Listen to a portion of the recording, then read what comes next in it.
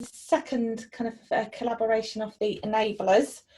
We're delighted to have two speakers to kick off today from Lavenham CLT, and that's Carroll, Reeve and Bryan. So welcome.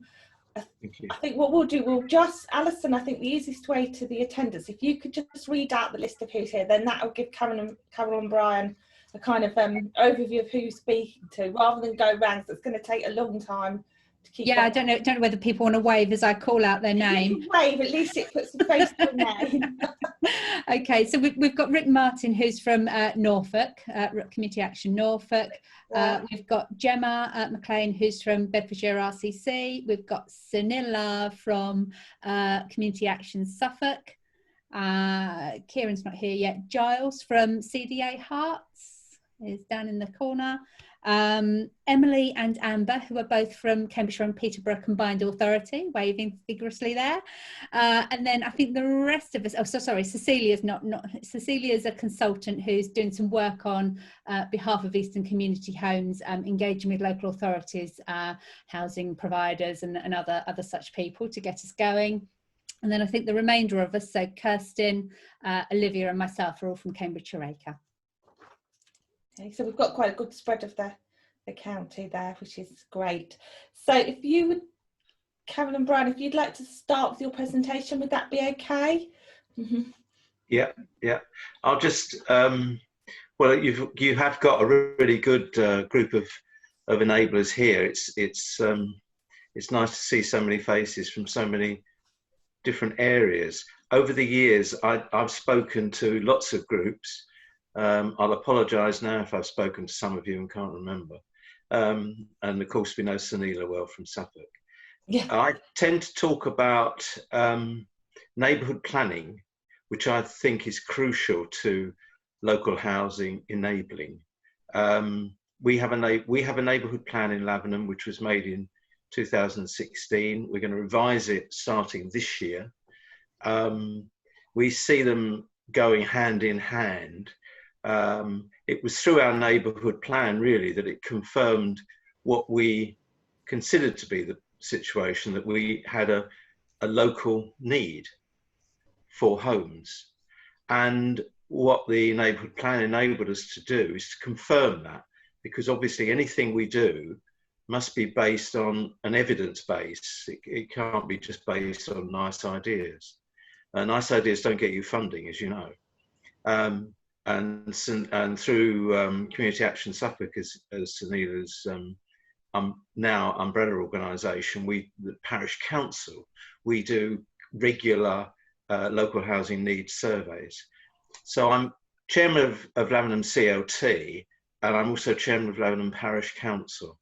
And the parish council has been able to support the CLT financially to get us going, and also more recently in something we'll come on to just after Bryan's presentation on Peat Close, which is our next scheme, is to with the district council, which is Baber Mid Suffolk district councils, I should say, is to with them buy some Section 106 homes that are being developed in the village as we speak, again for local need, which in a place like Lavenham is quite great, because obviously open market housing can be quite expensive, and it's difficult to get a foothold.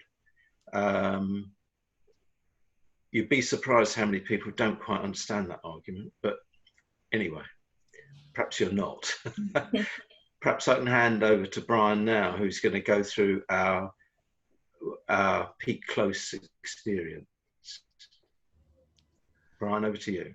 Okay, right. Good morning, everybody. I think I can see everybody, which is good. I'm now going to make an attempt to share my screen with you. So Alison, I don't know if I can see that should have access to it. So this is the first time I've done this. So apologies if it goes wrong. Right. You should see my screen now. Yeah, that's Yeah, and I can still hear you. That's good. I should probably ask for a couple of sort of confirmations. I'm just going to start the program.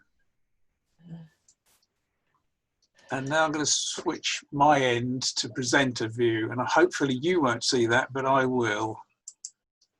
Now you should still see the same little green picture. Yep. Yeah, all good, yeah. That's great. It's worked. I had a bit of trouble getting that to do that yesterday. Right, here we go then. So, well, Carol's already done the introduction. We're here today.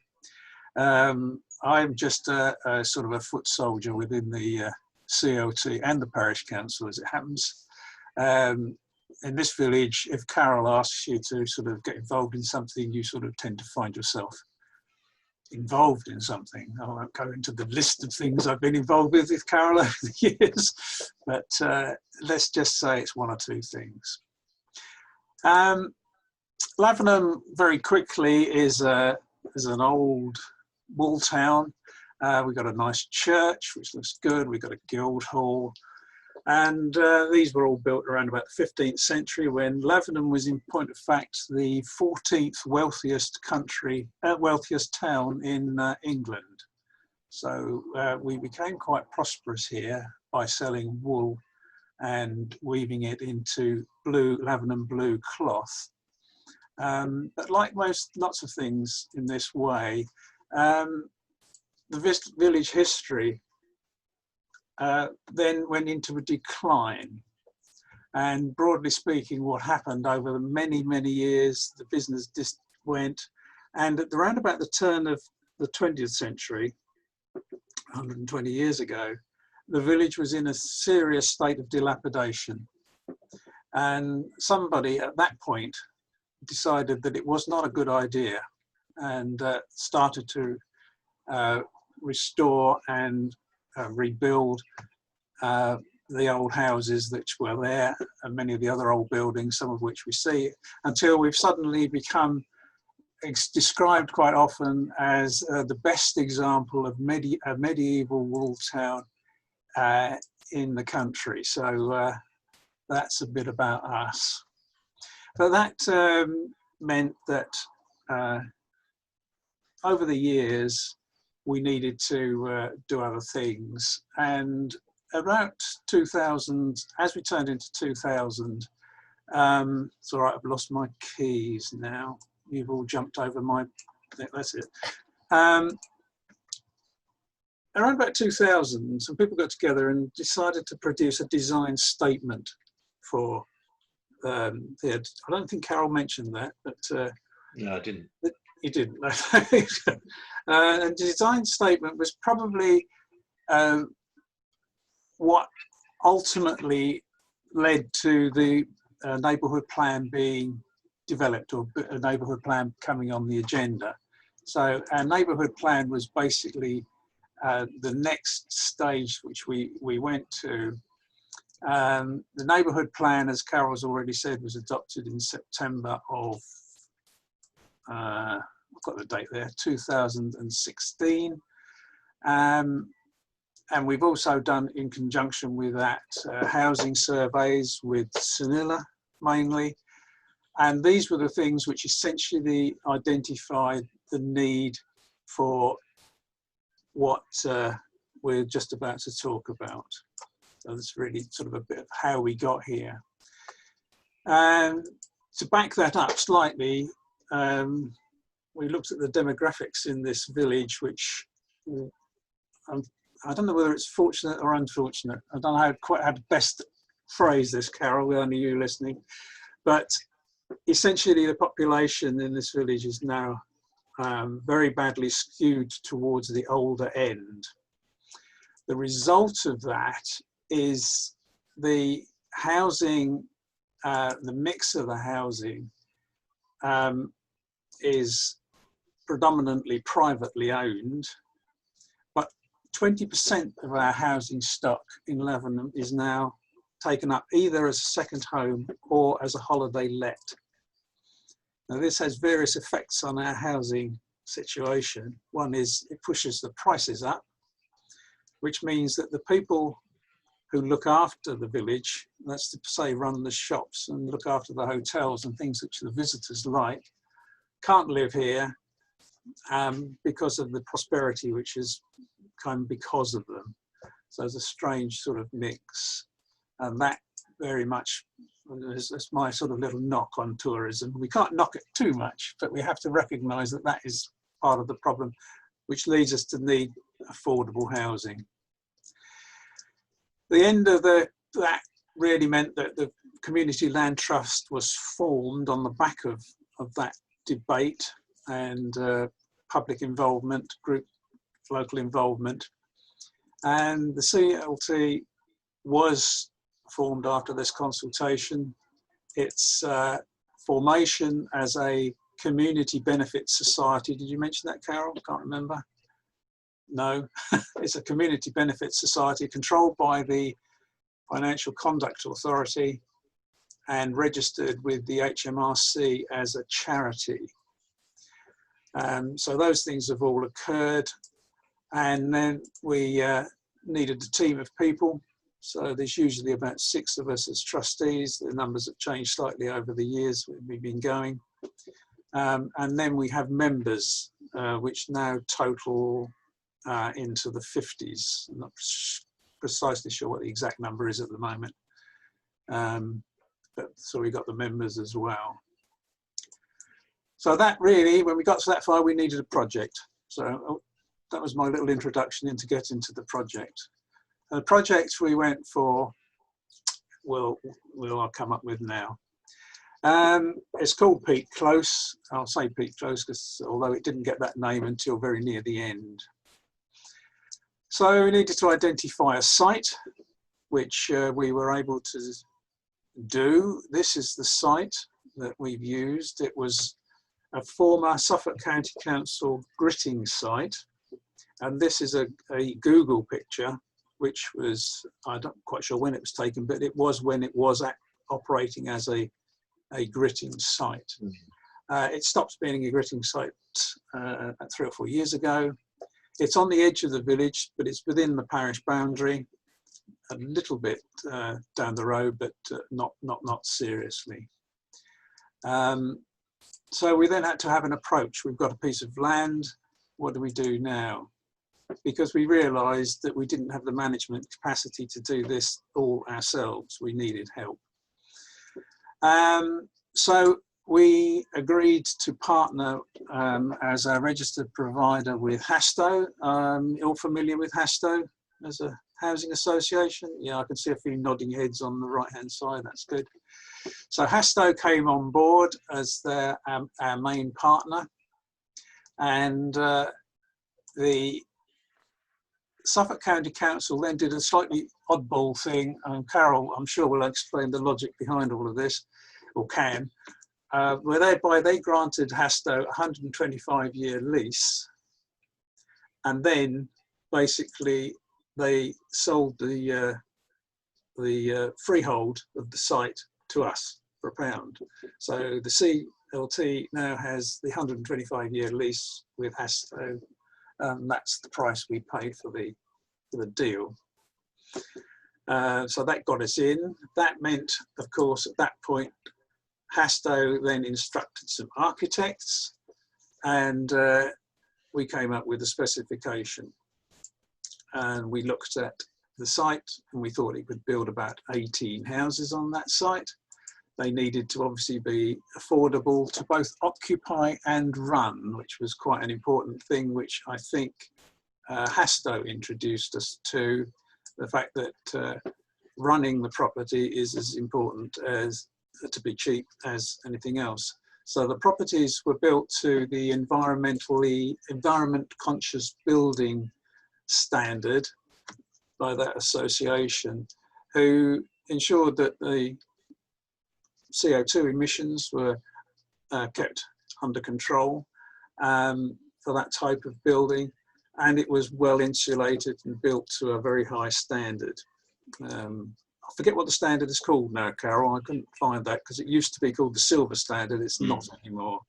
It's got another name, but essentially I think it means something like about a 7% uplift on the build cost but reduces the running costs considerably. Have we got any recent figures, Carol, for the running?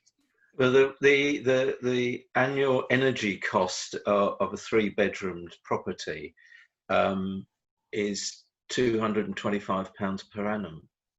So it's they're very efficient users. So as Bryan said, CO2 is low, and that's reflected through the energy costs. I mean, you're talking about triple glazed windows. You're talking about U value. If anyone's acquainted with U values, you're talking about U values of sort of 0.11, 0.12, whereas building regs U values are 3. So they're extremely efficient houses.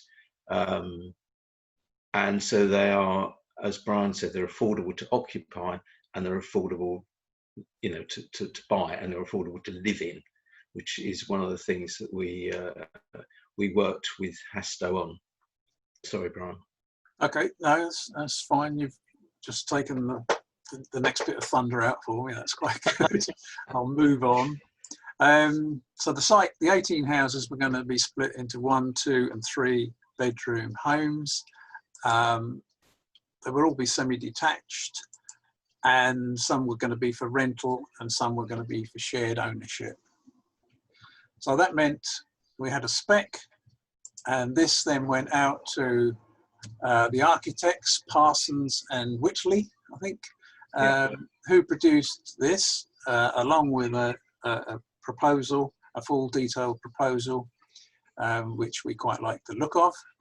And that went in for some local consultation. We let people in the village see what was going on. This was in about January 2017. And everybody else seemed to like it as well. So planning permission was applied for and received in early 2017. But it has to be a bit about funding. I've mentioned funding quickly, where all the money was going to come from to do this. Homes England helped with this. Dover District Council helped. Hasto themselves provided cash, and we put in some ourselves that we were raising locally. So that was where the funding came from. So we were more or less ready to roll then. By that time, the site looked like this. I apologise at this point for my second and my second hobby, which is flying a drone. So the aerial photographs are all the ones I've taken myself with a drone. That was what the site looked like when we acquired it. So it still had some buildings on it. It was covered with concrete. And because it had been industrial, we weren't too sure what other problems there may have been. So it looked a little bit like that. So we had to move ahead, do some demolition. That had to all come off. Fortunately, in the end, the demolition cost was not quite as serious as we'd thought. And during the time of doing the demolition, a contamination survey was undertaken, which again, fortunately, did not reveal any problems, despite the fact it had been a sort of a semi-industrial operation going on the site beforehand. We didn't find any newts either, did we, Carol? I think newts became a bit of an issue, but they weren't found either. So the builders came onto the site towards the end of 2017, and the board they put up outside was quite a useful little indicator of what was going on. If you can read what it says on there, can you read it all okay? Yeah, a few nodding heads. Left-hand side basically again repeats who the people were who were involved in the project. And then in the middle here, if you can see my cursor moving around, it says what we were actually going to build. For shared ownership, 2 and 3 bedroomed houses, and for rent, 1, 2 and 3 bedroomed houses, 2 bedroom bungalows. So they were the pattern. And this is obviously us, and ECH were, I guess we would have to agree, were excellent builders. They were very, very cooperative. We learned a lot about the whole thing. just by visiting the site on a regular basis and seeing how it was progressing. We had a little, excuse the language, sod turning exercise which took place in March 2018. The builders were on site with a group of people here. There's, I don't think you came to that, did you, Sunila? I don't think she did. These are mostly members of the council, members of Hasto, Mr. Reeve at the front, sporting a very smart beard at the time, if you can pick him out at the front there, along with our MP, district and council, county councillors, and one or two guys who were actually going to do the building as well, which was quite good to see. So that was them. The next few shots really are literally my enjoyment of seeing a project like this grow from foundations through into a more viewable site. It also was quite good because each stage we could see some of the things which were going on in these properties to make to the standard that we were required.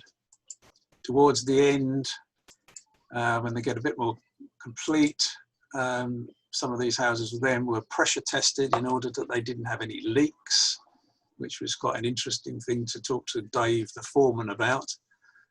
They actually pressurise the house and then they have to hold that pressure for a certain period of time, which proves they haven't got any drafts or anything like that, which is what helps with the running costs. And it all begins to get looking like that, and eventually it finished, and that was what it looks like now as a finished project compared to what the architects originally drew. So we were quite pleased with that. It was occupied in October last year. We were going to have a nice proper opening in March this year, but we all know what happened to those plans. I think we're still planning to do it, or Hasto would like to do it as well, but we're not at all sure at the moment when that's likely to be. So just back to that, and just for interest, there's a few shots at ground level of the houses as they are now. Some of these shots were taken just before they were occupied, others just after. We had to, one of the conditions of the planning was that we had a work of art, which I'll show you in a minute, but at the same time as producing the work of art, the artist also produced a nice street sign for us, rather than having a fancy board. And on the back, we were able to put who were involved in actually making that job. The work of art itself, which is there, which is actually in the middle at the end, you might have noticed it when I flipped through all the other pictures,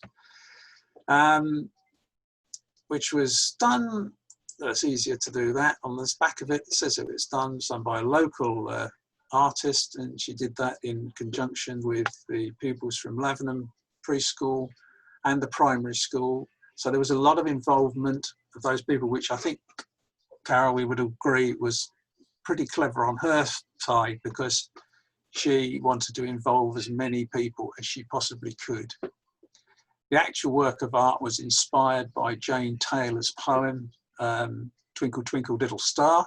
I'm sure you've all heard it, which was written by Jane Taylor, who did for a time live in Lavenham and did supposedly write that little poem while she lived here in about 1806. And it sits there in the middle, in front of that.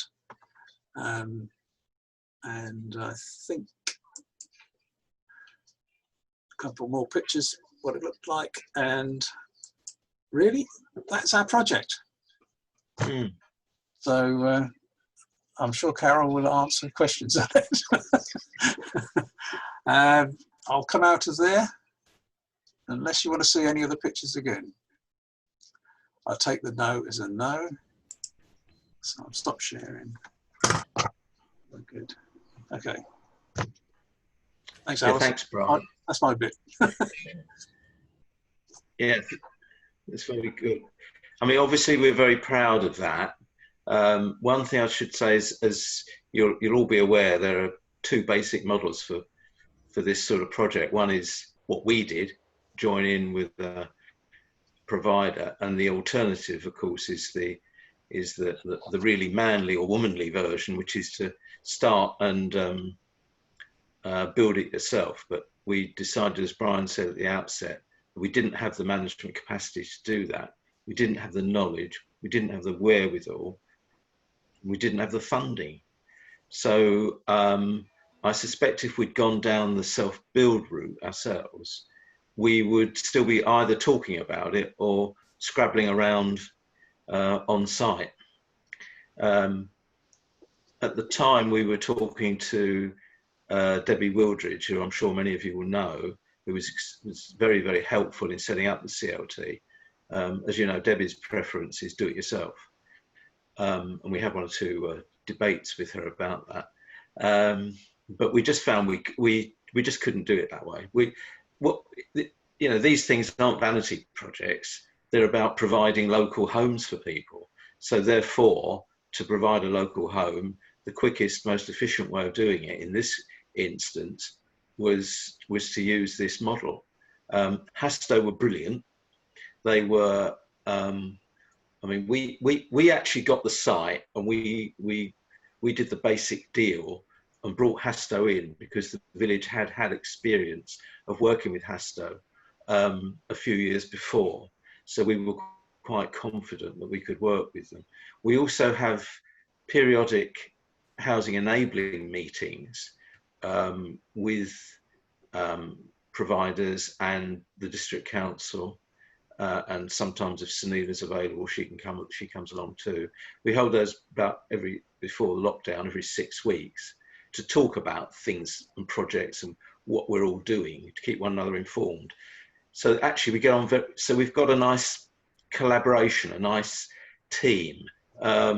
You know, we're not dealing with one another as strangers, which we thought was really important. Equally, with not dealing with people as strangers, Bryan set up a very good relationship with the site foreman, a guy called Dave. Bryan visited Dave every 10 days. I would visit him not as often as that, but we could go on site, we could see him, he'd take us around, he'd talk to us. So you always felt you were part, you know, everyone was working together. It was a true collaboration. I mean, sometimes the word is overused, and sometimes I find it's just, well, it's not used properly, shall we say. You know, sometimes we're dragging people along. Well, in this case, we were not. We were truly working together. And you know, as it progressed, they kept us informed. There were a couple of slippages. You know, it's going to be ready in June. Actually, people moved in October. Well, you know, today, that doesn't matter a thing. September last year, you know, we were scratching our heads. Is this going to be finished? But, you know, it was brilliant. The whole thing was brilliant. And I would recommend that process to anyone. We get ground rent. We don't get a lot. We get £100 a year for each property, so 1,800 quid a year. That covers our CLT running costs, plus a bit. So we don't have to sort of scratch around for little grants to pay our on-running costs. We're now talking to Baber, again, as I mentioned earlier, acquiring some Section 106. We've got a little development going along for 25 houses. 8 of those are affordable. We as the CLT are acquiring 4. We've got 1 3-bed and 3 2-bed. They're going to cost us about 600 grand, including costs. And we have, as I say, we have these regular housing enabling meetings. Julie Abbey Taylor is the Senior Strategic Officer at Baber, Mid Suffolk, who is brilliant. Unfortunately, she's leaving, which is a sad, sad thing. But every time we have a housing enabling meeting, because I keep an eye on things like Section 106 and commuted sums. So I'd always say to her, you know, can you release a bit more? She released some on Peak Close, but I knew she was sitting on a little nest egg. Anyway, she's now released part of that golden egg, £160,000 on this £600,000 deal. The CLT's got 40 odd grand in the bank. We can put £40,000 into that scheme, and it works. You know, we're talking to, or a colleague of ours is talking to Ecology Building Society, Triodos, and a couple of others. You know, and their basic model is 70% funding. Well, without the commuted sum, we couldn't do it. So, you know, that's going ahead as we speak. Bryan and I have got to meet, once we leave this meeting today, Bryan's got to go off and do another spreadsheet, because Bryan's speciality, apart from producing aerial photographs, is spreadsheets. So we know what we're going to do for the rest of the day. So all in all, I think that there are lots of ways of you know, doing this particular thing, skinning this particular cat, but you just got to do it, frankly, and not, you know, not be too hung up about which piece of methodology you use. But you know, there's loads out there, and there's lots of, once you scratch the surface, there is actually help. Anyway, if you've got any questions of Bryan or myself, you know, please. Oh, one thing I should mention. Bryan mentioned the little scheme to buy. When we acquired the site, basically, one of my previous careers was in taxation. And what you've got to be careful of when acquiring sites and leases is that when a lease is granted, obviously that adds value to the basic asset, i.e. the piece of land. And what you don't want to do, in our case, is acquire the land and then lease it to Hasto, because you've created a pregnant gain, and of course you may not have and that means you'd have a capital gains liability, tax liability. So what we did is we did it the other way around. The county issued the lease to Hasto, and then a minute later sold us the site. And because the lease had already been put in place, the land didn't have any value at all. So they sold it to us for £1. And in fact, they never got their pound because they didn't know how to bank a pound. It was quite, but anyway, what the hell. I think Bryan and I had half a coffee on it or something. We've got £1 in the petty cash of the waiting land trust, which I keep ready to pay them in case they ask for it. Well, thank you, Carol. But I think that was truly inspirational, and you said you were proud. I think you really should be proud of what you've achieved there, and it makes it look so easy. We know it's not as easy as it looks, but it's great to see the houses. I wonder if anybody got any questions. I think I'll take a few questions. Has anyone got any questions?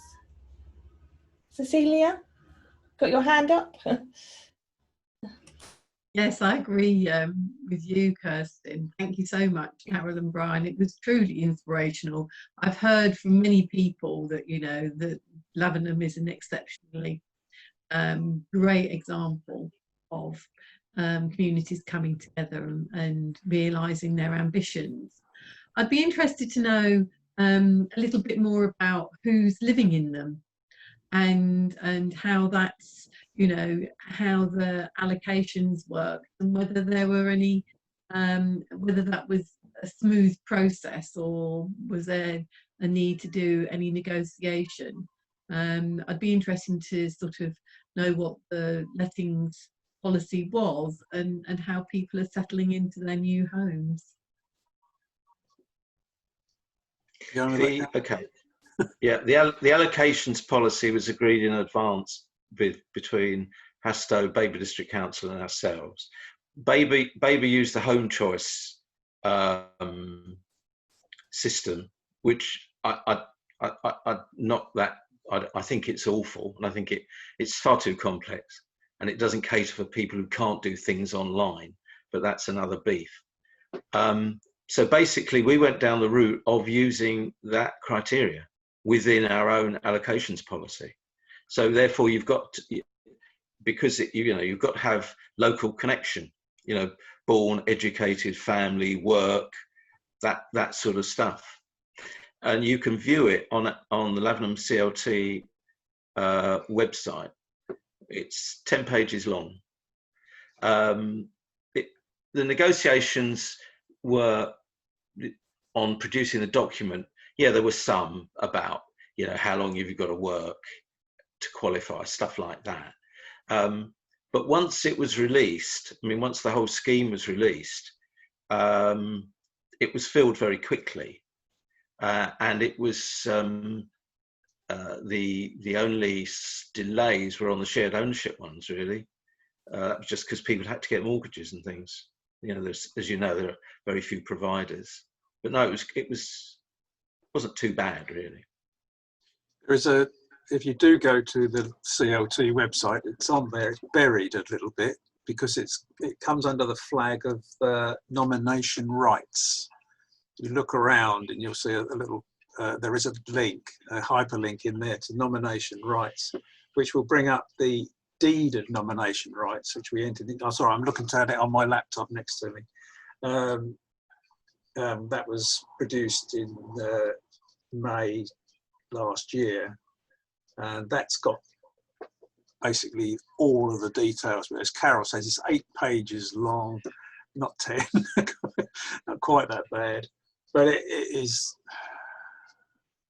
We need to have a shortened version, but we have to be very careful because otherwise people will use it to argue against us as to why didn't they get it and somebody else did. Mm.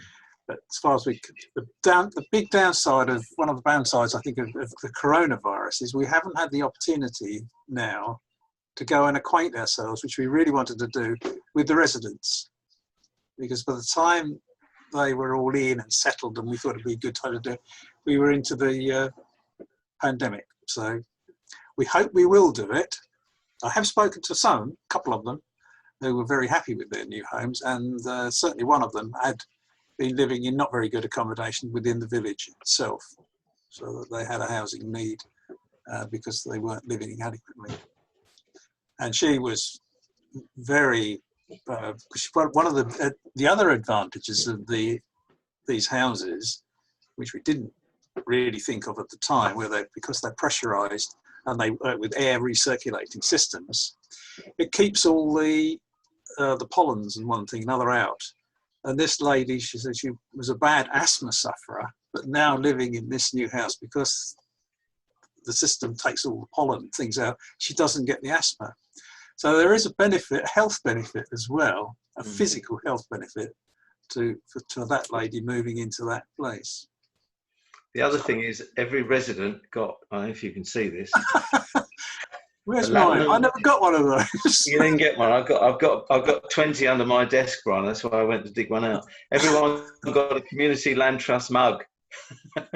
Or in fact, if every resident got one. So if it was a 2-bedder, you got 4 or something. Anyway, these have a representation of our work of art on them. And when you're next in Lavenham, anyone, if you want your free Lavenham Community Land Trust mug, there's one awaiting you. I can't get one. No, I'll get you one. No. We do have quite a lot of visitors, and I think, as Carroll says, if you ring us or email us, and you're coming in, I'm sure that one of us or both of us will be able to show you around quickly and. We've also got with the piece of art, just a little aside, the planning officer concerned, because obviously we tick all the boxes, right? So it's local housing, high quality, brownfield site, so on and so forth. So it should have just whistled through planning, and it sort of did. Although I went to the planning meeting and there were a couple of members there who just wanted to, anyway. But the other thing was that when we were doing all of this with through the system, it was suggested that we should have a work of art, as Bryan's illustrated earlier. And it was only after we said, yeah, okay, and CLT picked up the cost and all the rest of it, and we entered into all the consultation and the rest of it. But what was discovered, of course, is that Stephen, the officer, was actually doing a PhD on public art. So I felt a little bit, not aggrieved, but I thought, my leg had been lifted a little bit. but the other thing is that since then, there have been 2 other sites in Lavenham going ahead of about the same size. And neither of those have had the requirement for public art. And some of you in Suffolk will know that there is a Suffolk design programme which is being promoted by the district council. But we seem to get the same spray on houses as everyone else gets. That's another. It's nice how you use the public art to engage with it was a good community engagement tool with the cups afterwards when people move in. You've really turned it into something very positive. And I think that we chose the right artist. Yeah. She was relatively local, and she just really was so energetic, and she got involved with all these kids, and actually she went and got involved with the older generation as well. She really did. Well, she raised the profile of the whole project by doing that, which I think was certainly no bad thing, was it, Carol? We certainly didn't. No, it was very sure good. about it to start with. Now, we have a visitor, a village information point, number 2 Ladies Street, which Parish Council acquired a couple of years ago. And in that, you can see on the wall, there's a representation of the art, and also there's mugs and bags and tea towels, of course. It's always a tea towel. Does anyone have any other questions before we finish? I think Giles has got his hand up. Giles. Yeah. Yeah, Giles. Yeah. Hi. Yeah, I'm probably frozen because you all are. But anyway, yeah, that was all great stuff. I just had a couple of quick questions. One was, did you have any competition for acquiring the land, and would it have derailed the project had you had to pay a normal amount of money for housing of that type? That's the first question. And the second one really is more to do with what we're attempting to do. Is there any specific help that you could have done with, or source of advice that we maybe should think about concentrating on as community-led housing advisors? So either of those or neither. The first one, no, we didn't have any competition for the site. We at the time we had a very good district and county councillor, the same person, and basically she and I got a couple of people from the county in the same room, and we gave them a cup of tea and a chocolate biscuit, and she just did the deal. Really, she just said, right, we're having it for this, we're going to do that. And when it came to value, of course, because it was for the community and because it was for local need, she was also able to address those issues, I'm pleased to say. So if it had gone out to public tender, most probably it would have blown it. Because at the time when we first looked at it, Hastow did some desktop, and they looked at the site and did some demolition numbers, which were completely wrong, because as we know, when you demolish, most of the stuff gets recycled. Demolition costs are very close to zero because everything is recycled. On your second point about what help providers can give, the big one, frankly, is funding. The big one is having at your fingertips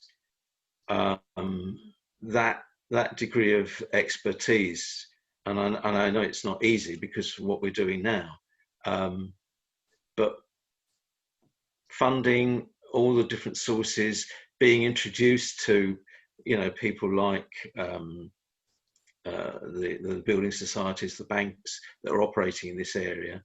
I think if you've got that relationship, and if you can keep that relationship constantly warm then you can introduce people like us.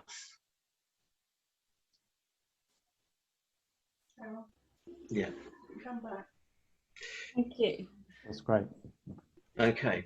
Yeah, I suppose that in a way, obviously when we're setting up this hub Eastern Community Homes, one of the things we would hope to do is kind of build those relationships with the right people to unlock some of those things like funding, working with housing associations. So we're bringing together that expertise, but also, as you say, keeping those links warm by networking those people together.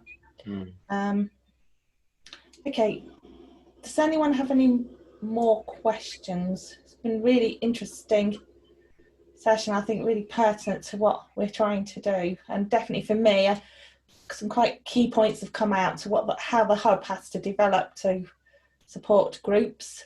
And one of the things we're trying to do, Bryan and Carroll, is bring groups together a bit more as we get groups across the east of England. Now we've got Zoom, we hope to do that, so hopefully you'd be able to join us again, because your example of actually what you've done will really support other groups as well going forward. So hopefully, yeah, you'd be willing to do that once we get that set up. Yeah, I'm sure we can. Yeah, to contribute to the hub. I think that'd be excellent, because it really inspires other communities to have a go, I think. Yeah, okay. Oh, Cecilia?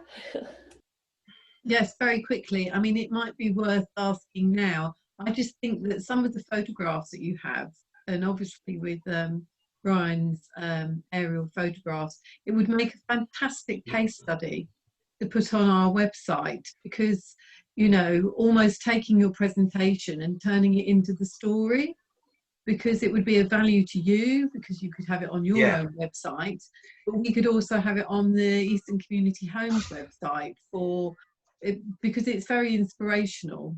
And for people starting off, they could, you know, you could do a step-by-step, you know, journey through, because there's so much there. It would make a really nice sort of 10-minute video, I think. All right, yeah. Very, yeah, good point. I think we've got the shots are great of the drone, and that it really shows it, doesn't it? Yeah, just to say that Bryan and Carroll have provided me with their written case study, which they've agreed that I can circulate to everybody after the meeting. Got a written version of it. Yeah. Yeah, so might be back in touch about another version, if that's all right. I was going to ask Alison if you could forward me a copy of the recording of this meeting. It would be very useful as well. Of course. Yeah, we can do. It's always good for us to look back on what I've said and think, oh, that wasn't quite right, or we could have improved that. Yeah, no worries. You've done excellently. I think it's always a bit doing it like this if you haven't done it the first time, but it really, I think things come across really well on the Zoom, so it's really good. Okay. I'm just pleased I managed to make the screen share work. I'm afraid I've got to leave. I'm being pushed or pulled elsewhere. Okay, well, thank you for your time. It's really been really valuable to us, so thank you very much. And we will. We've gone. People are disappearing. He's in a rush to get off. Yeah, so we'll be back in touch, Bryan, with you. And we'll circulate your case study, but we will be back in touch if that's okay. That's fine. That's quite good. It's a good idea. And, I've got another Zoom meeting at 11. So let you get a cup of coffee before that. Yeah, I'll see if I can rattle the door and see if my wife hears. Okay. Thank you, Bryan. Bye. Bye.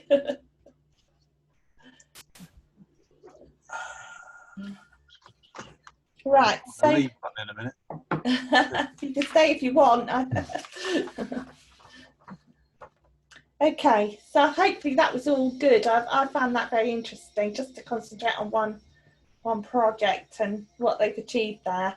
I must apologise if there's noise. They're drilling up the road outside my house. We're having new gas pipes.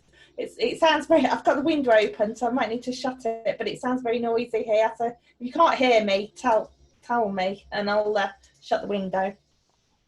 Okay, so we're going to move on now to the next bit of the meeting, where we were going to do a bit of an update to where we've got to with some of the aspects of Eastern Community Homes development. And then I'm hoping to have a discussion after that about some of the projects we've had come forward, and also a bit more about other ones in your areas and how we might start working with them. So if I if I go first with the sort of update on the bits I'm doing, then Cecilia, you're going to do an update on the local authority part of it. So on the other parts, the training, I think there's congratulations due to some of you that have passed the training. Rick, I think you've passed the training. You've passed, Anna. Has anyone else at the moment? Yeah, I have. You have. Congratulations then. And I think Laura might have. Laura. Yeah, Laura has. Laura. So there's just Laura's a SWAT. Laura. So there's just a few outstanding. I know, Gemma, you've been on furlough, haven't you? So that's been quite difficult. But hopefully, as you go, we'll get more pass. So that means really now you're affiliated. You've got the logo you can put on your on whatever you do, and we've got some affiliated advisors. So I think that's a really good achievement. And Emily, you've done it as well, haven't you? Amber, have you done it? No, you haven't done it. So that's great. We've now got some affiliated people. So apart from that, the PR, we've now got the strategy. I know most of you joined Zoom calls to go over the strategy. Hopefully that was successful. The prominent found it very useful. I think some good bits have been fed into the strategy. We actually got the strategy yesterday, so we just need to read it, but I will share it with you.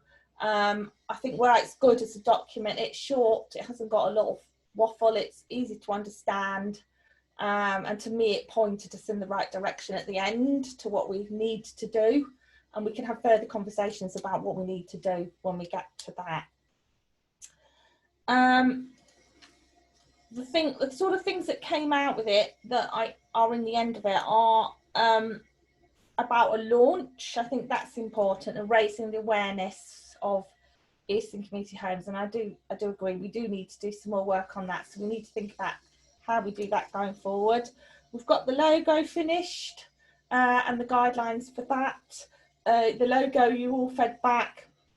We then went back to them, they did more tweaking, came back again, I think it was another little tweak, and then it was finished. But it seems quite, I've seen it on some stuff, it does stand out, and I think it represents the little house pops what we're meant to represent on the other documents. The website, we have agreed the framework to what it will look like, so the background sort of architecture of it. I've got here, we are looking for case studies. We've got a few. We've just perhaps got another one there in the last one. And we're looking at materials to populate it. So Alison has done some fact sheets. At the last meeting, we spoke about support materials and not reinventing the wheel, because there's a lot out there and a lot of links. So Alison has done a review of those links and started to pull them together. We're going to share that after this meeting. If you could look at those links, to check any that you think are missing, any you've come across, and any other details, because this is going to go on the website and it's what we can share with groups right at the beginning. You also asked for a sort of startup document, which is kind of like getting started with your group, that when you get started and a group contacts you, you've got that to start sharing with them to what we do next and how we do it. So that has been written, but again, it's in draft, completely in draft. It needs input from yourselves. So we're going to share that after this meeting, and ask you if you could have a look at that. I think from a practical sense of, you know, is this, when I get this, is this what I need? Is this got cover? Are things missing? Because it's quite difficult to do these things just on paper without thinking through how you're actually going to use it. So we have got that, and I'm hoping that we can get those agreed so they can also be used by yourselves then, be in the brand and go on the website so that groups can contact them. The contacting seems to be working. We've changed all the national websites to the hub now for the contact to Cambridgeshire and the region, and we seem to be getting people coming through, individuals, so have followed up on those. Some of them are not really suitable. They're developers trying to, I think, get land through different ways. So they've not been suitable because actually they don't really want to set up any sort of home that's community led. They just want to get land and in an area. However, we have had some that are, and I will share them when we start talking about that, because there are some projects that we can get started on now. We've got those together, so newer projects that are not on that pipeline that have come forward. The only other thing I have done is spoken to Brighton and Hove CLT, someone called Neil Mann, some of you might know him. He's a financial planner and he's written the financial appraisal tool for the National CLT network. I think that's been just launched, and he's willing to come and give us a training session, which I think will be useful, as I don't know how much that was covered in your training. And I know, Emily, we spoke about this Parwin tool. He said that Parwin, I'm sorry, Parwin tool, which this is kind of modelled on, and he actually helped write that tool as well. So I think he's a useful contact, and he's one we could use to give us a bit more training on how that tool might work. So I was thinking at the next meeting we might ask Neil to come along at the next meeting of this to go over that tool. And he did say you're supposed to then be able to use it yourself, but it does take a little bit of help at the beginning to get going on it. Because financial appraisal with the sites does seem to be coming through quite strongly in whoever I talk to, particularly down to the land value in some areas. In fact, we heard on that last presentation, didn't we, about making it valid from the beginning. So I think that's where I am. Has anyone got any questions on that?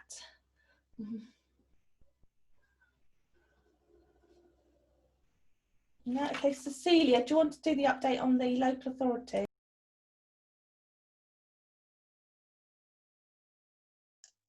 Yes. Hello, everybody. I think I've met most of you before, but if not, I'm Cecilia. I'm, as Kirsten said, I'm a consultant who's working with Eastern Community Homes to help set up in the first place the local authority network. But I would also, at the end of this, if you don't mind, Kirsten, just ask people about their experience of work, what housing associations they're working with, and what technical advisors they're working with, because we're trying to build up networks of technical advisors and networks of housing associations too, so that we're starting to bring everybody together into the hub, so that it starts to, I suppose, feel like a one-stop shop for you, for your communities, for others, that this is where they can get that information.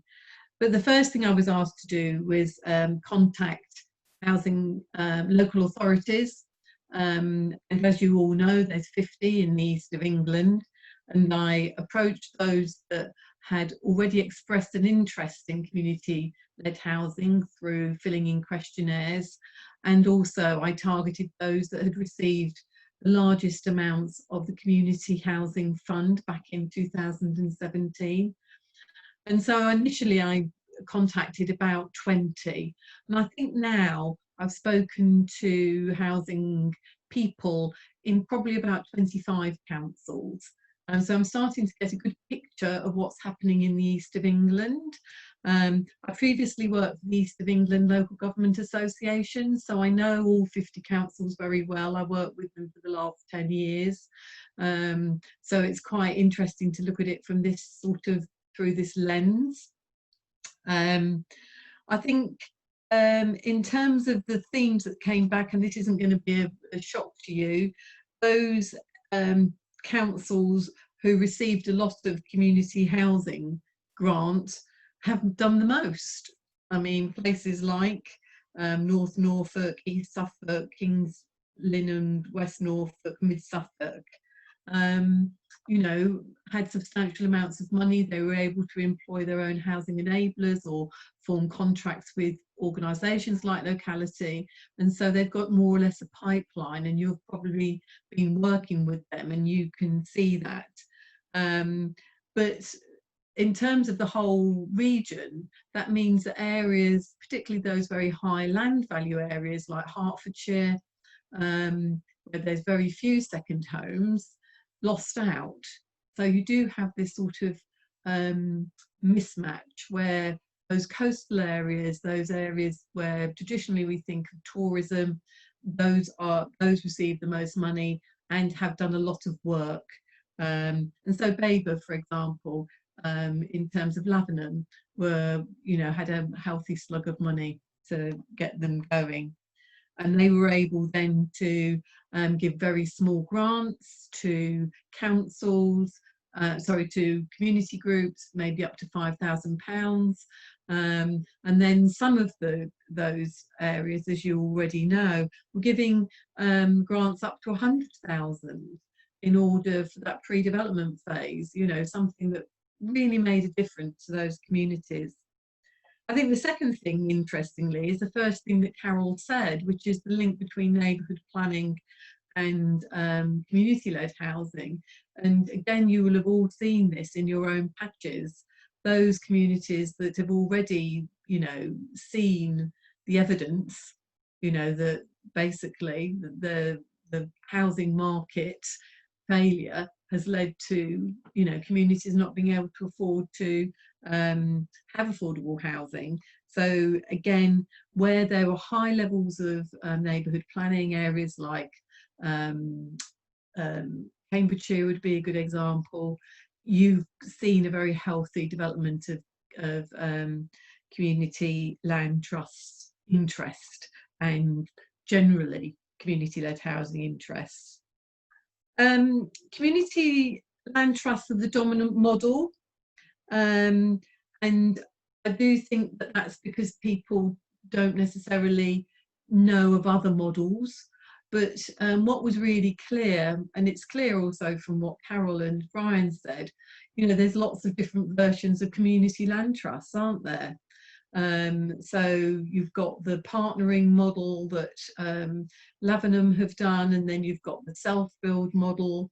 I think East Cambridgeshire have developed a very distinct model of their own. And then you've got places like, I can't remember, is it Lawford in Tendring, where they're working with Rose the Builder and the Lawson and Community Enterprise Trust, which is yet another model. So I think what we can do as a hub is actually bring those different CLT models together so that when you're working with communities, you can see what the appetite is for different models.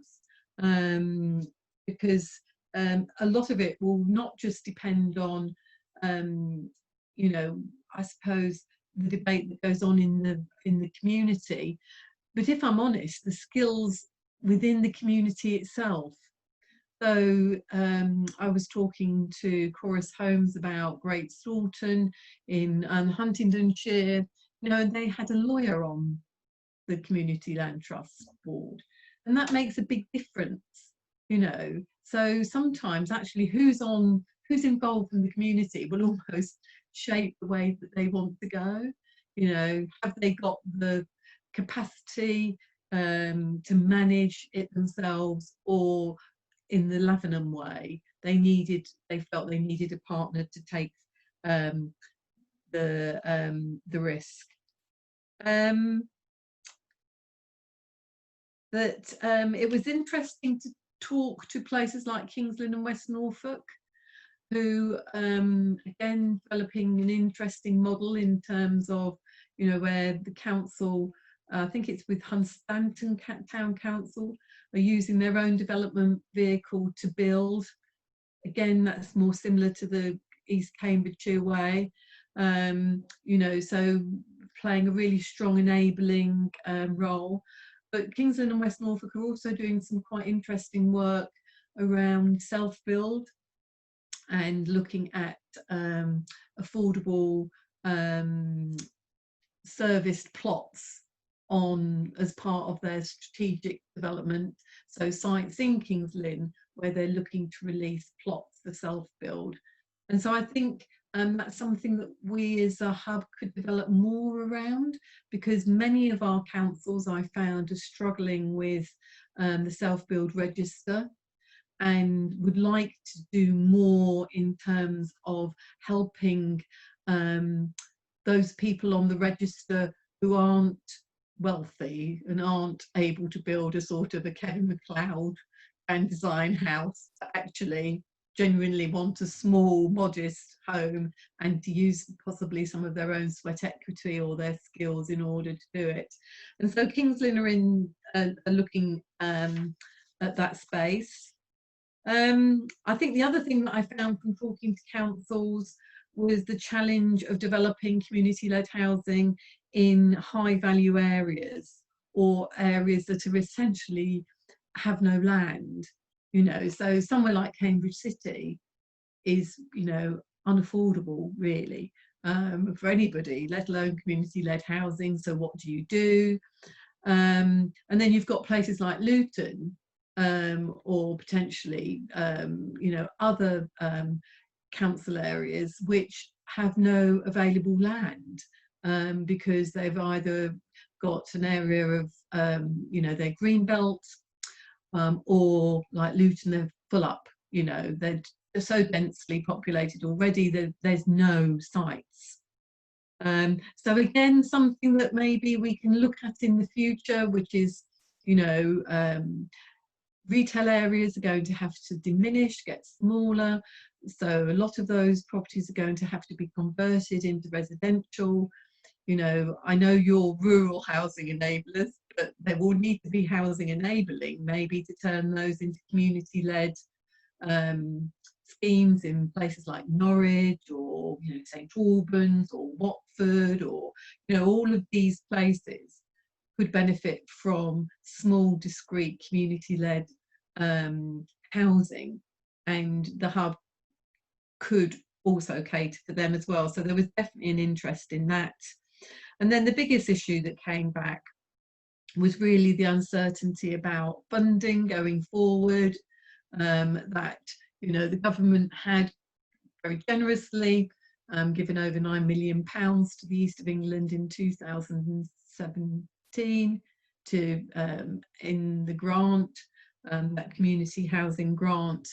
But there was a feeling, particularly in those areas that were doing a lot of neighbourhood planning, Broadland would be a good example, Chelmsford would be another, you know, lots of neighbourhood planning going on, lots of enthusiasm from community groups to come together, but no clear plan for how those could be funded. And given the impact of the COVID-19 pandemic, all councils are going to have to re-look at their budgets for this year.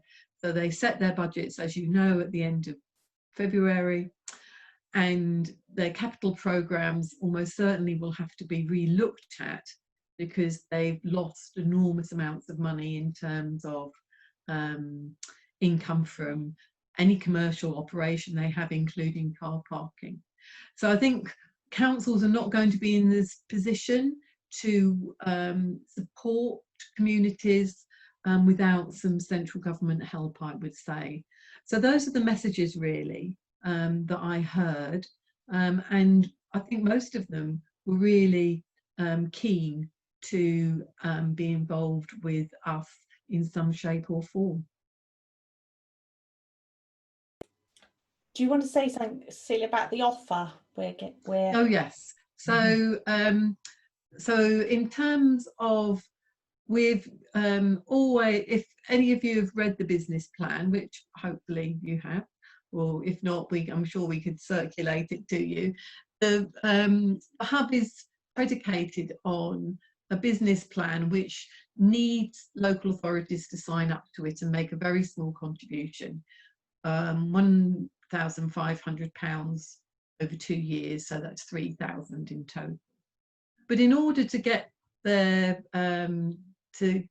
them to sign up to that, what we've done is developed an offer which is really setting out what councils would get from a hub if they give us a grant of 3,000 over 2 years. And we're about to go out to consultation on that with local authorities over the summer. I'm very happy to share the draft if people would like to see it. Yeah, we could share the draft offer. but we'll put it in after this meeting with the other papers. Yeah, if you could put it with the documents. We're going to share. Does anyone have any questions on the local authority part? I don't know if it'd be, I know you're going to ask Cecilia about housing associations and technical advisors that enablers are working with. I don't know if you need any more detail on specific local authorities at this moment, or? Yeah, I mean, I think if you don't mind, it would be quite useful if I got in touch with each individually, because I think that, so who's Hertfordshire, for example? Giles. Yeah, Giles. You know, I'd really like to talk to you, Giles, about some of the Hertfordshire authorities, because there's very, you know, that's very patchy. And then who covers Bedfordshire?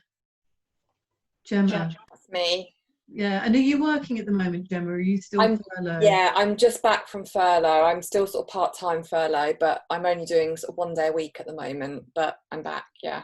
But what would be good would be to talk to you about central beds in particular, which, you know, is perfectly, you know, should be a hotbed of community-led housing, shouldn't it, really? Yeah, and it really isn't at the moment. It's not, you know, so but it's got all the conditions for it. I'm a, you know, born and bred in Panton, so I know. Oh, okay. There. That's great. We haven't got any in Bedfordshire at all, on any pipeline or any list at all. So it is really a good area, I think, to start working. Yes, well, it's, I think that, so you've got areas that, you know, definitely could benefit from this, and it's, you know, it's not going to happen overnight, but if I could talk to you, I've been talking quite a lot to Laura about Essex, but I think if I went round 6 areas and talked to Lord about the councils that I've spoken to, rather than doing it here, and I'll tell you who I've spoken to and who I need to speak to. If you wouldn't mind giving me half an hour to do that, I'd be really grateful. Yeah, really helpful from my point of view, because I can't say we have a lot of conversations with the councils, despite the fact that loads going on. And you're Norfolk, are you, Rick? Yeah. Yeah. I mean, I speak to North Norfolk. I mean, I know Anna Clark quite well, and I've spoke to West Norfolk on occasion through their enabler. But we don't, traditionally, we've not had much contact, because in Norfolk, most of the councils went independent, off on their own. And we haven't had a rural housing enabler to link, other than for the odd housing needs survey. So it'd be helpful to know who's being talked to, and to get some of those conversations joined in with us, so that we can put our name on the map with them, as it were.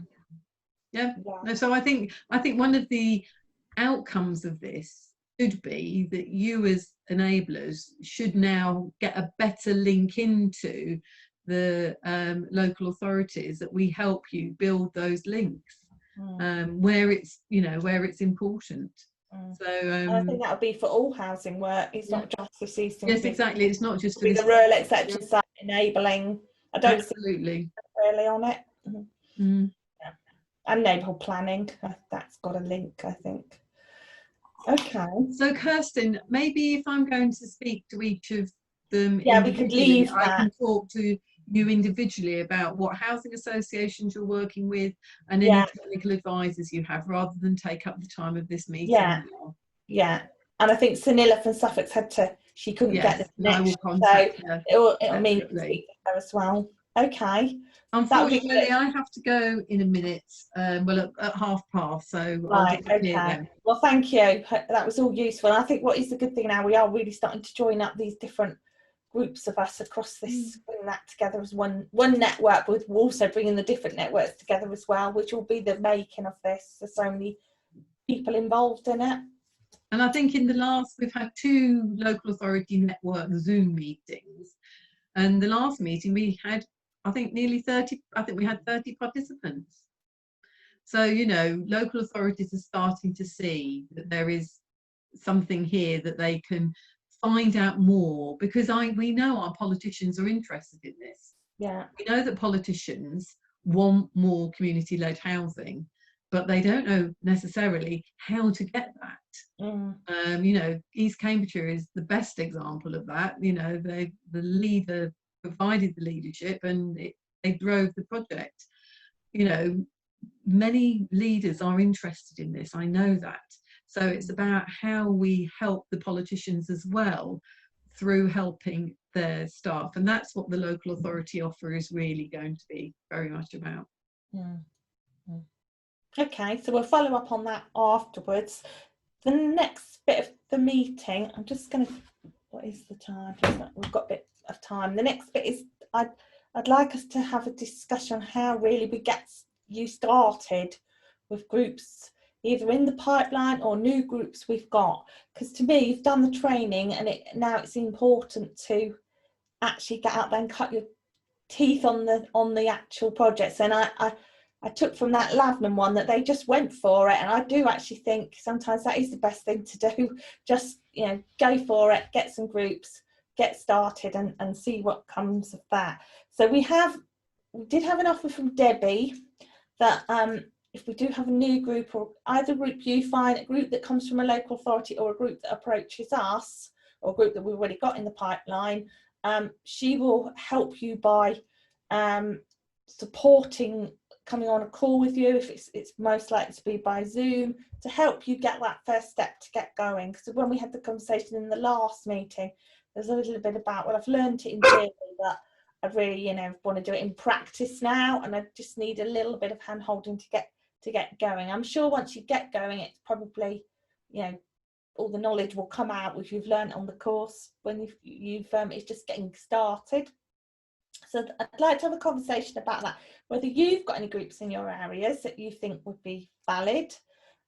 We've had 2 interesting projects approach us as the hub now that were not on the pipeline. One is in Norfolk called Tiny Homes, which, Rick, I'd like to link you up. This came through it is a consultancy called Ecomotive, who I think have developed these in Bristol, these tiny homes. But there's a group near Norwich that are right at the beginning. They have got enough people in their group, because we recommend you have to have 5 separate people to get started. They have got that, and I thought, Rick, that would be a really good one to link you up with, to work with that consultancy, so you could get going on that. Yep. I don't know how you feel about that. It's a different one. We haven't got experience, but by using that consultant, they have experience to bring to it as well. How would you feel about that? Yeah, that's fine. Yeah, so you could start on that one, and we'll make that. And then we've got one in Ely, which is a lady who came to us who would like to develop a co-housing project. She's found 5 people in the community to form up into a group. This is Ely, Cambridgeshire, and she would like to get started on the first stages of that. Now, I don't have an enabler in Cambridgeshire at the moment. We're recruiting. So if anybody would like to take that one on to get going, also, obviously we might need we could give some support. Quite open for someone doing that in Cambridgeshire as another one we can get started on. Do you know if there's any element of affordable in that co-housing scheme? I don't think I don't know if we're quite that far forward. We need to discuss it a bit. If there, I mean, I'm more than happy with them. to. It's all on somebody's ambition at the moment. Sorry, I spoke over you because you cut out for a sec. I'm more than happy to take that on as an introductory thing. Our only kind of caveat would be that if there's no affordable element, we wouldn't be able to take it forward on the further stages, but I'm more than happy to do an introductory meeting with them. Do you want, I think that would be a really good offer, Emily, because obviously you've got the experience of doing that, but if one of the other enablers also was there with you. Yeah, that would be good. Yeah, because that would give a new enabler the chance to be involved in it. Could I maybe jump in on that then? We're geographically fairly close. Yeah, you want to do that, Gemma? Yeah. I think it would be helpful for me to watch Emily do her thing. Yeah. I think this is the best way of working at the moment. Get somebody like Emily or Debbie or the Ecomotive, the other consultancy, and work in tandem a bit, just to get going, to test out your skills. I can quite understand why that would be a good way, and we learn as we're doing that as an enabling network to what to do, what not to do, and what resources we need and all of that. So Emily, if you could, we'll share with Gemma and Emily the details of that. I'll share with Rick the Norfolk one. More come through. We'll then get the other ones of you started on, Giles, if that's all right, on one. I don't know if you have any more, Emily, that you're in the throes of that someone could join you with. Yeah, I probably do. Because I've got a few new startups coming forward at the moment, actually. I'll have a look and think what I've got coming up and what could be useful for people, and then get back in touch with you and see, because I'll probably have 2 or 3 that people could come and join on. That'd be excellent. We can still, obviously you can keep timesheets, we can still pay for the enabling on that route through the hub, but you can do it in joint. If you do it jointly, I think that's the best way to get started. I can't see a problem with that at all, because it's all very well doing the training, but the realism when you get out there is a different, I can quite understand, it's a different matter when you're in the community. And there I've definitely, sorry, I was going to say, I've definitely got at least one kind of formal scoping event coming up, which I think will be in late August. So that will be, I think that would be a really good one. Okay. The beauty of now having Zoom, we can do these in different, because you're obviously using Zoom still, are you, Emily? Yeah, we are. Yeah. We can do these in different areas. We haven't got an enabler, I haven't got anyone doing this in Cambridgeshire at the moment, so I'm quite happy for people to, from otherwhere, to be in Cambridgeshire. I don't think that matters at the moment. It's about getting that experience, isn't it? Across all of our areas. Okay, so what we'll do, if we liaise with you, Emily, to get those dates, and we'll liaise with the other ones on these other 2 other projects. Does anyone have any other projects that you think are in your area that would be suitable to get started? I'm really keen we just go for it now.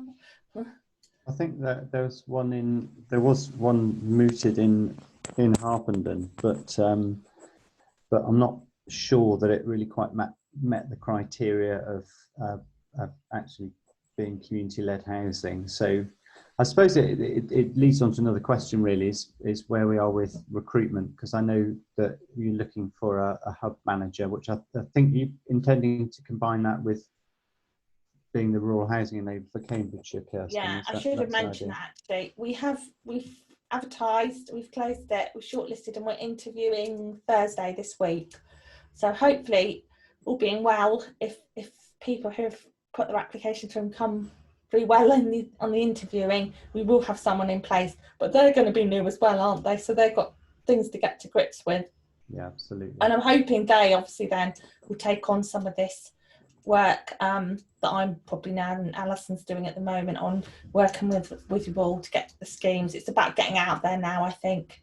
That's the important thing, and driving, getting new projects coming forward. We've also got Chelmsford, which we're just talking with them, Chelmsford Borough Council, and there should be quite a bit of a programme there that I think some of you can also work on. Again, I don't think it matters, it's in it. Obviously Essex will work on it, but they may need other people to work with them on that as well. So this is the best way to get started. I hope you agree that's the best route forward at the moment. Does anyone have, so Harpenden, I don't know if they contacted, one from Hertfordshire did contact us, but it was a developer. It was a strange. Yeah, I think that was the thing.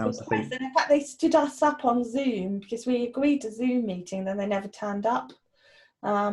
So I sort of dismissed it a little bit because it didn't seem right. Yeah, that which is sort of comes down to the management question, really, because I think it's probably easy to form a quick view on whether something is really the sort of thing we should get involved in, or whether we should steer clear because it's just kind of going to encourage reputational damage. I think these particular people were interested in permitted development, so converting office to residential, right? Which you can do, I guess, quite cheaply. But there are all sorts of issues about doing that, which we might want to hold our noses about, because they dodge building regs, and there's no Section 106 money, and yada yada. It's just it's not great. Or maybe it's because that, as Cecilia was talking about, there's shop conversions that are likely to be coming through. Yes. Perhaps it is something we should be leading on, but trying to get people to do in the right way. We should have some initial screening, because they've got to come through us. They would have to fill in the initial Yeah. Form. We would gather the basics and get them signed up to those basics before we went to you. These two I've got are, I think they are suitable ones. The starting point, they've got a long way to go, but the first enabling bits I think would be okay on them.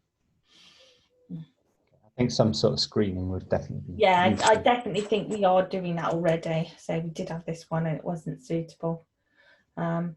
Okay. Anybody, any other points on that? Okay, next, I've got on the agenda next steps, date of next meeting.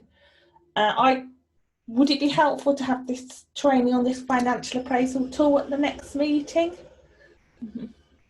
We sort of took this thing, we have a speaker and then we have discussion afterwards. That seems to work quite well. So if we got this Neil Mann, I could ask him to come speak and get a date where that would be the next meeting, and then hopefully by then we'll also have some feedback from some of these projects we've started on, because we'll have got a bit further forward with those by that date.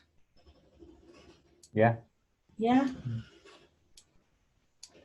Okay, so I'll get him to come to the next meeting. I don't have anything else on the agenda. We'll sort the date obviously around his availability. Is there anything else? How long are you thinking to leave to the next meeting, Kirsten? What do people feel? I mean, is it a sort of... We should have a new person as well, shouldn't we, in place? Should we say 6 weeks, 8 weeks? What do you feel? Not a lot that's going to happen all at once. No. Should we say sort of, trying to think what date we are now, in September, mid-October time? Yeah, end of September sounds good. Email or get in touch if something else important happens before then.